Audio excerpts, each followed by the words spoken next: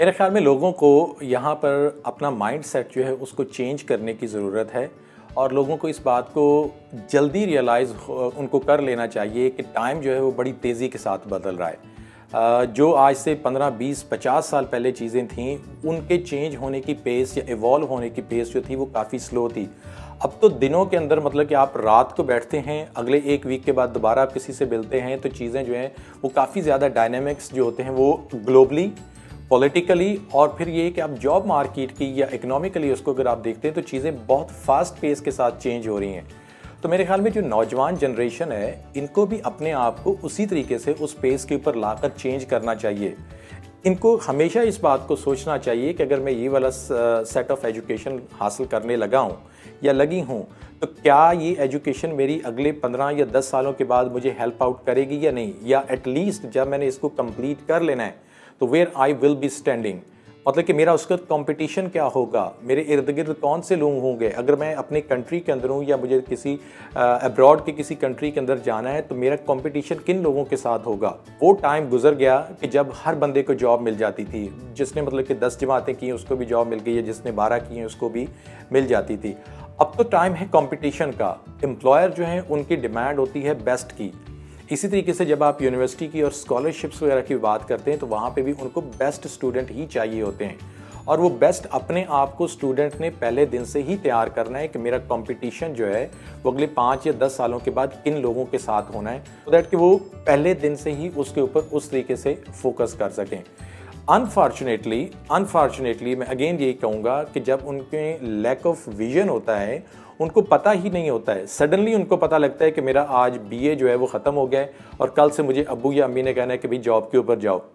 अब मैंने जॉब क्या करनी है, हाँ ये तो उसको पता ही नहीं है कि मैंने जॉब क्या करनी है। लोगों को उस शेल को तोड़ना है और इस शेल को तोड़ना उसी ने है जिसको सबसे ज़्यादा इसकी पेन है। और वो पेन किसको है?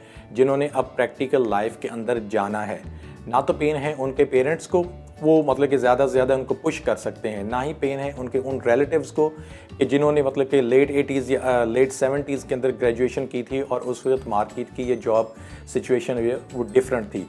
तो मेरे ख्याल में ये जो आज की जनरेशन है, ये जो अगले 5 सालों के अंदर जिन्होंने प्रैक्टिकल लाइफ के अंदर आना है, तो इनको तो बहुत ज़्यादा काम करना चाहिए। इनको अपना टाइम मैक्सिमम जो है उसकी डिवीजन ऐसे करें कि वो एजुकेशन जो भी ले रहे हैं उसको वो जारी रखें, लेकिन एंटरटेनमेंट के नाम के ऊपर पॉलिटिकल शोज़ और मतलब कि कॉमेडी शोज़ जो है उसको आप अपना रिसोर्स वेस्ट करते हैं जब आप इंटरनेट के ऊपर और इधर उधर देख रहे हो। इसको भी थोड़ा चेंज करना है कि लोगों ने अपना टाइम कहाँ पे एलोकेट करना है।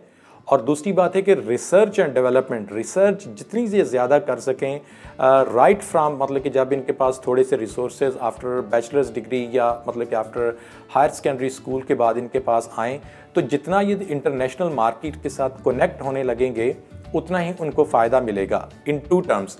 नंबर वन इनका ऑफ कोर्स जो है वो नेटवर्क इंक्रीज़ करेगा। हु नोज़ कि इन फ्यूचर ये किसी दूसरी कंट्री के अंदर जाएं तो वो नेटवर्क जो है इनको हेल्प आउट करे।